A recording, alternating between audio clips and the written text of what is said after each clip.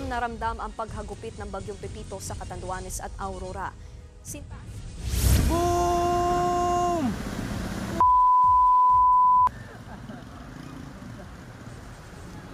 Sarap pa, boss! Magbuhat na ka mo dyan!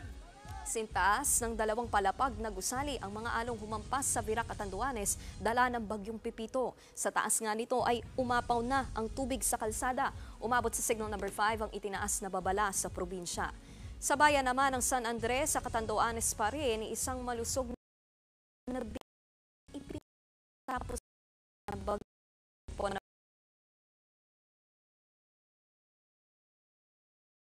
isang buntis. Ligtas na raw ang mag-ina at nagpapahinga sa ospital.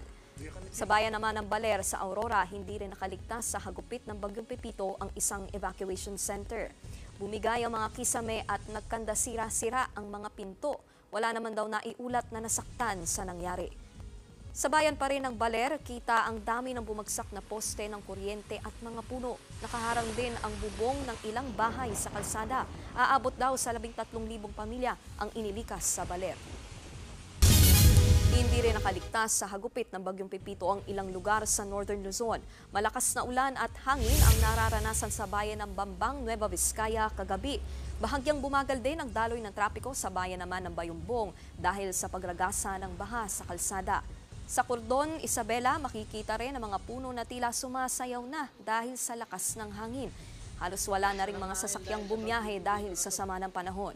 Hinarang naman ang mga nabuwal na puno ang kalsadang ito sa Ifugao. Nagkaroon din ng landslide sa lugar dahil sa tindi ng ulan. Kaya hindi mo na madaraanan ang kalsada na nagdurugtong sa probinsya ng Ifugao at Nueva Vizcaya. Mga kapatid, ako po si Ruth Cabal. Maging maalam at may pakialam sa mga may init at rumaratsyadang balita sa Frontline Express. Para maging updated sa balitaan, mag-subscribe lang sa social media pages ng News 5.